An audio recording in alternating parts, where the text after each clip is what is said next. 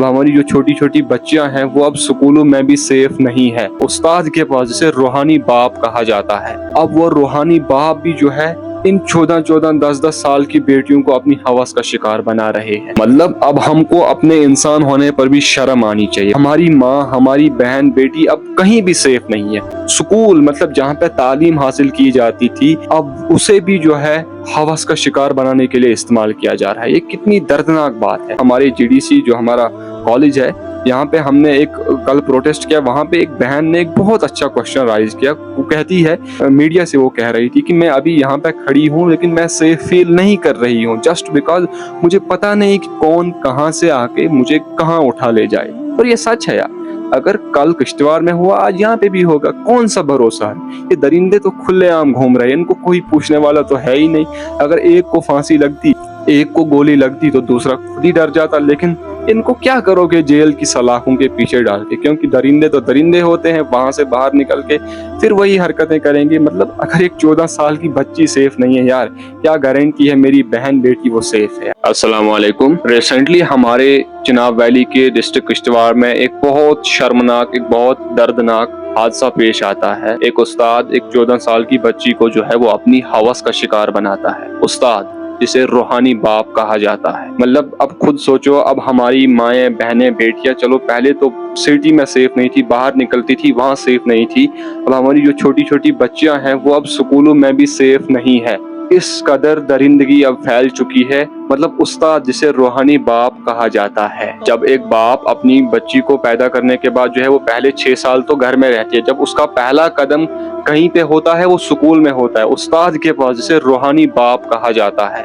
अब वो रूहानी बाप भी जो है इन 14-14, 10-10 साल की बेटियों को अपनी हवस का शिकार बना रहे हैं। मतलब सोचो आप, हम किस लेवल तक पहुंच चुके हैं, किस लेवल तक दरिंदगी पहुंच चुकी है कि एक इंसान को, एक मर्द को, एक माशरे के मर्द को, एक माशरे के एक फर्द को अब न बेटी दिख रही है, न माँ दिख रही है, न बहन दिख रही है। जो कुछ दिख रहा है वो सिर्फ अपनी हवस का शिकार उसे बना रहा है। मतलब अब हमको अपने इंसान होने पर भी शर्म आनी चाहिए। हमारी माँ, हमारी बहन, बेटी अब कहीं भी सेफ नहीं है। स्कूल, मतलब जहाँ पे तालीम हासिल की जाती थी, अब उसे भी जो है हवस का शिकार बनाने के लिए इस्तेमाल किया जा रहा है। ये कितनी दर्दनाक बात है। और इस हादसे को जो है ऑलमोस्ट अभी 4-5 दिन हो चुके हैं। लेकिन अफसोस की बात यह है कि उस इंसान को ज्यादा से ज्यादा जो है वो अभी गिरफ्तार किया गया होगा। और क्या किया होगा उसको? मतलब ऐसे इंसानों का हमारी सोसाइटी के अंदर, इस दुनिया के अंदर एग्जिस्ट करने का कोई मतलब ही नहीं। मतलब ये वो लोग हैं जो ऐसी हरकतें करे, इनको या तो डायरेक्ट गोली मार दो या तो इनको फांसी दे दो। इनका कोई हक नहीं। जेल तो इंसानों के लिए बनी है। जेल,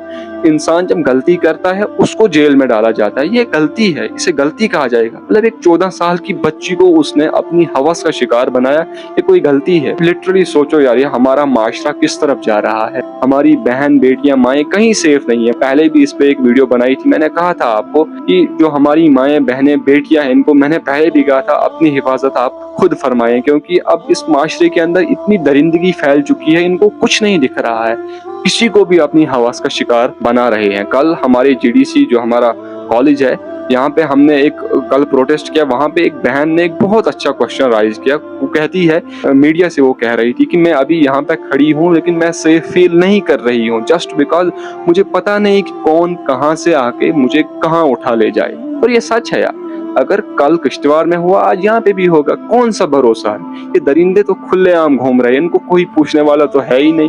अगर एक को फांसी लगती, एक को गोली लगती तो दूसरा खुद ही डर जाता। लेकिन इनको क्या करोगे जेल की सलाखों के पीछे डाल के? क्योंकि दरिंदे तो दरिंदे होते हैं, वहां से बाहर निकल के फिर वही हरकतें करेंगे। मतलब अगर एक 14 साल की बच्ची सेफ नहीं है यार, क्या गारंटी है मेरी बहन बेटी वो सेफ है? यार जस्ट इमेजिन यार, ये इंसान है ही नहीं। मतलब ये किस लेवल तक पहुंच चुके हैं जिनको कुछ नहीं दिख रहा है और ये खुलेआम घूम रहे हैं, कोई पूछ नहीं रहा है इनको।